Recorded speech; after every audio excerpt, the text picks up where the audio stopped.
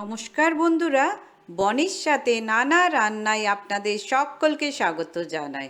প্রতিবারের মতো এবারও আমি একটা অন্যতম রেসিপি নিয়ে এসেছি আপনাদের জন্য, red masala chutney for dosa and idli. তাহলে দেখে নেওয়া যাক কিভাবে বানাতে হয় এটা। Red masala chutney for dosa and idli বানাবার জন্য প্রথমে আমি একটা কড়াই গরম করতে দিয়েছি।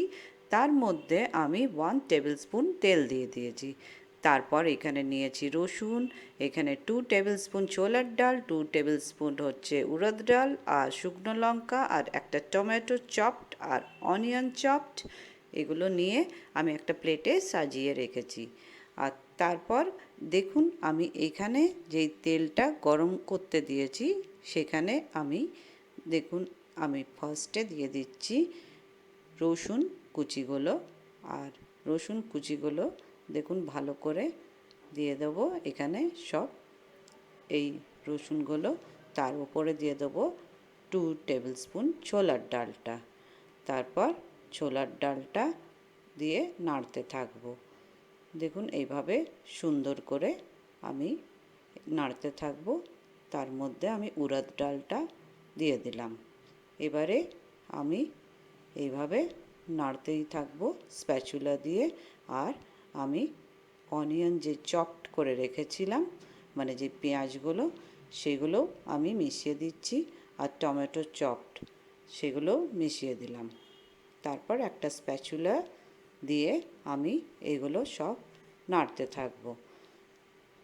তারপর আমি শুকনো লঙ্কা দিয়ে দেব এর মধ্যে। আপনারা নিজেদের স্বাদ অনুযায়ী শুকনো লঙ্কাটা দেবেন, যে যেমন ঝাল খেতে পছন্দ করেন সেই অনুযায়ী দেবেন। তারপর দেখুন এইভাবে আমি নাড়াচাড়া করছি। তারপর যেই হয়ে যাবে এটা, তখন আমি একটু ঠান্ডা হতে দেব।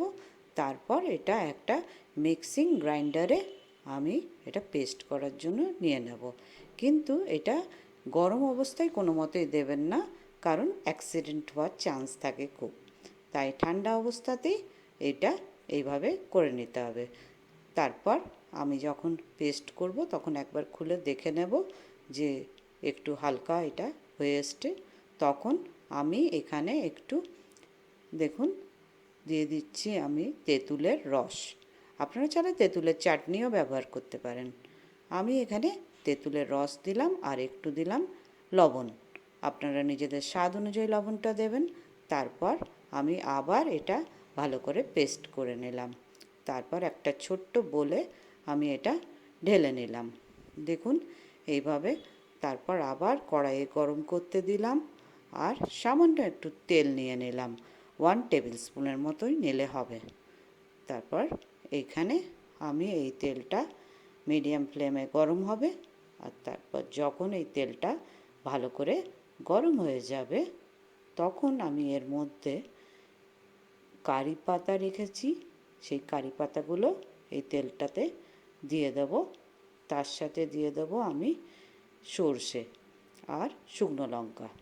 এইভাবে ফোড়নটা আস্তে আস্তে করে আমি স্প্যাচুলা দিয়ে নাড়িয়ে নেব। আর একটু হিং দেব।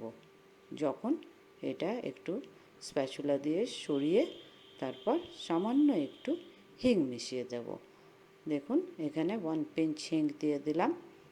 তারপর আমি এটা সুন্দরভাবে স্প্যাচুলা দিয়ে নাড়িয়ে এই ফোড়নটা আমি এই বোলটাতে, যেখানে পেস্টটা করে রেখেছিলাম, সেইখানে দিয়ে দেব।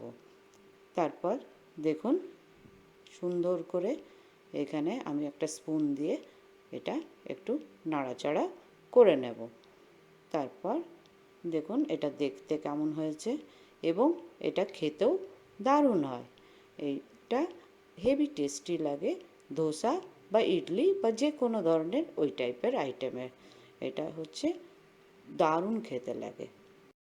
আমার এই রেসিপিটা যদি আপনাদের ভালো লাগে তো কাইন্ডলি লাইক, শেয়ার আর কমেন্ট করবেন। আর অতি অবশ্যই সাবস্ক্রাইব করবেন।